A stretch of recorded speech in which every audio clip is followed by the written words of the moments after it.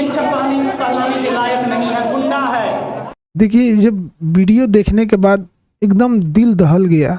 किसी परिवार के लिए इससे कठिन दौर क्या आ सकता है। भगवान इस कठिन दौर से निकलने के लिए उनको सहन शक्ति दे। हमारी संवेदना परिवार के साथ है। अभी परिवार किसी बात करने की स्थिति में नहीं होगा। हम इस चीज को समझ सकते हैं कि किसी के साथ ऐसा ना हो, लेकिन हमसे जो प्रयास होगा, हमसे जो कहेंगे लोग, हम वो हर संभव मदद करने को तैयार हैं, चाहे जो कुछ वो कहेंगे। लगभग हमारे यहाँ 25 गत्ते से घेरा हुआ है। 25 गत्ते, 5-6 आदमी ऐसा ही था। दोस्तों, इस वक्त की सबसे बड़ी और अहम खबर दोस्तों वही हुआ जिस चीज़ की उम्मीद कल्पना किसी ने भी नहीं करी होगी। इस वक्त खान सर और रोशन आनंद सर, इन दोनों के बीच में जो विवाद था, उस विवाद के बाद करीब था कि ये दोनों मिल भी जाते। करीब था कि ये दोनों एक दूसरे से गले मिलकर के फिर वैसे ही मोहब्बत करते जैसे पहले इन लोगों ने की थी।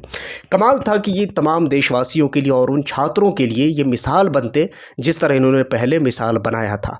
मगर अफसोस कि अब वो सारी चीज़ें इतनी दूर रह गई जिसकी कल्पना हम अब कर भी नहीं सकते हैं।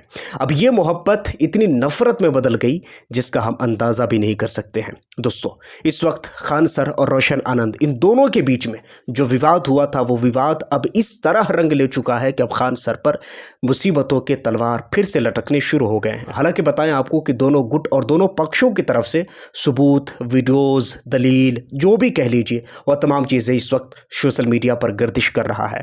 हम बात करेंगे कि रोशन आनंद के छोटे भाई प्रिंस यादव इस वक्त नेपाल में थे, जबकि उसी होटल में काम करने वाले एक आदमी, एक व्यक्ति की वीडियो सामने निकलकर सामने आ रही है, उसकी कॉल रिकॉर्डिंग आ रही है, हम वो भी सुनेंगे। लगभग हमारे यहाँ 25 गत्ते से घेरा हुआ है। 25 गत्ते, 5-6 आदमी ऐसा ही था।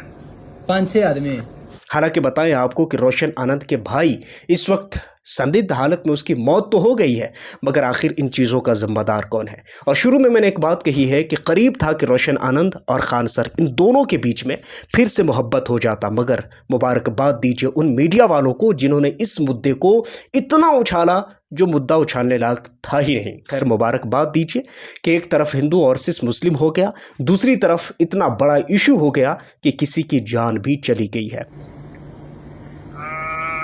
लगभग हमारे यहाँ 25 गत्ते से घेरा हुआ है। 25 गत्ते, 5-6 आदमी ऐसा ही था। 5-6 आदमी। दोस्तों, इसमें साफ तौर पर यह कहते हुए सुना जा सकता है, वो कह रहे हैं कि 25 गत्ते मतलब आज से एक हफ्ता पहले वो नेपाल पहुंचे, उस होटल में गए और उस होटल में उन्होंने रूम बुक किया, जिसमें से बताएं आपको कि 4 से 5 लोग बताए जा रहे हैं।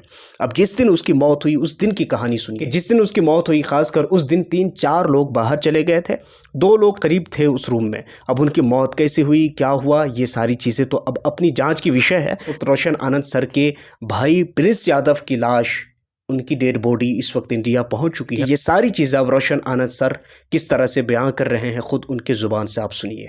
हम सरकार से 2 मांग करते हैं। पहली मांग यह, हमारे भाई की हत्या हुई है उसकी सीबीआई जांच हो, और दूसरी मांग यह, उच्च स्तरीय कमेटी गठित करके हमारे भाई का फिर से पोस्टमार्टम हो बिहार में। हमारी सरकार से 2 मांग है।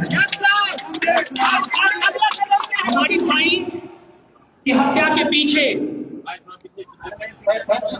फैजल खान। दोस्तों, इसमें साफ तौर पर यह कहते हुए सुना जा सकता है रोशन आनंद के 2 मांग है।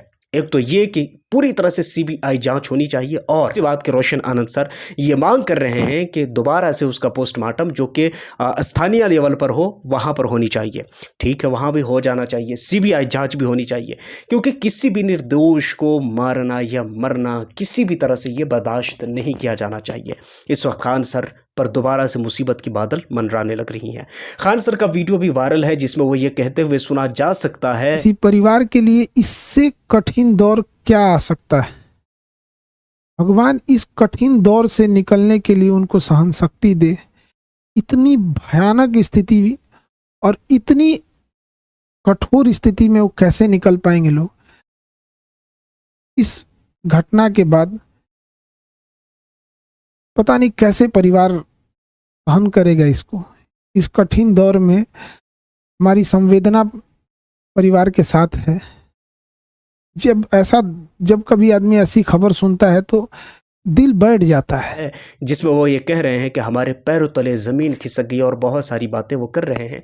इस वक्त खान सर कह रहे हैं कि हमारी पूरी सहानुभूति मृतक के परिवार के साथ है, रोशन आनंद और उनके लोगों के साथ है, क्योंकि इससे बड़ी मुसीबत और कुछ नहीं हो सकती है, जो कि हकीकत भी है।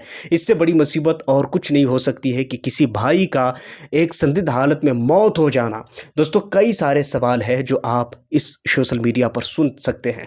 सोचिए कि ये सारी चीज़ें क्यों हुई है और ये सारी नौबत क्यों आई है। तो सीधे तौर पर यह कहा जा सकता है कि मुबारकबाद दीजिए उन मीडिया वालों को जिन्होंने इस मुद्दे को इतना ज़्यादा बढ़ा चढ़ा करके सोशल मीडिया पर रखा कि पुलिस आखिरकार प्रेशर में आ गई और प्रेशर में आने के बाद कार्रवाई हुई है। ये कहने में मुझे कोई संकोच नहीं है कि इस मामले को हिंदू और मुसलमान से भी करके जोड़ा गया। इस मामले को कहीं ना कहीं अगर आप देखेंगे तो इस मामले को तूल करके बढ़ाया गया है। अब ये सारी चीज़ें आप सोचिए कि कैसे सिनेरियो में ये सारी चीज़ें हुई। सोचिए मुद्दा क्या था। मुद्दा ये था कि पेपर लीक हो रहा है, मुद्दा ये था कि हमारे देश में बेरोज़गारी है, मुद्दा ये था कि हमारे देश में बहुत सारे प्रॉब्लम्स है, एग्ज़ाम बच्चों की सही से हो नहीं पा रही है। मैं आपसे पूछता हूं कि आप मुझे बताइए, पेपर लीक आपको याद है? बताइए, एग्जामिनेशन आपको याद है? सब भूल गए ना? भूल ही जाएंगे, क्योंकि इस देश की सबसे पुरानी आदत यही है कि जब भी कोई मुद्दा तूल पकड़ता है तो वैसे ही वो सारी चीज़ें डाइवर्ट कर दिया जाता है। इस वक्त कोकरोच जनता पार्टी भी आई हुई है। इंडिया के अंदर में कई जगहों पर कोकरोच जनता पार्टी अपना प्रदर्शन कर रही है, मगर बताइए, कभी आप नाम भी सुन रहे हैं? आप उत्तर प्रदेश और बिहार को ले लीजिए तो हर तरफ सिर्फ एक ही चीज़ सुनाई दे रहा है, और वो है खान सर वर्सेस रोशन आनंद सर। इस वक्त रोशन आनंद सर भी फुल फॉर्म में हैं। हालांकि बताएं आपको कि बिल्कुल एक परिवार वाली जो हालत होती है वो मैं रोशन आनंद सर के अंदर देख सकता हूँ। कहीं ना कहीं हम तमाम लोगों की सहानुभूति रोशन आनंद सर के साथ है, और इसमें कोई संकोच नहीं है कि इन तमाम चीज़ों को बहुत सख्ती से, चाहे वो सीबीआई जांच हो, चाहे वो नारकोटिक्स हो, कुछ भी हो, हर तरह से जांच होनी चाहिए और बिल्कुल तथ्य और फैक्ट के पास पहुंच जानी चाहिए, ताकि कल होकर के ये क्लेश जनता में ना चली जाए। कमाल ये है दोस्तों कि ये सारा चीज़ जनता से ही शुरू हुआ है, और ये सारा चीज़ अगर कल होकर जनता में चला गया तो शायद बात आज आप जो देख रहे हैं वो आज आप नहीं देख पाएंगे, बल्कि कुछ और देखेंगे।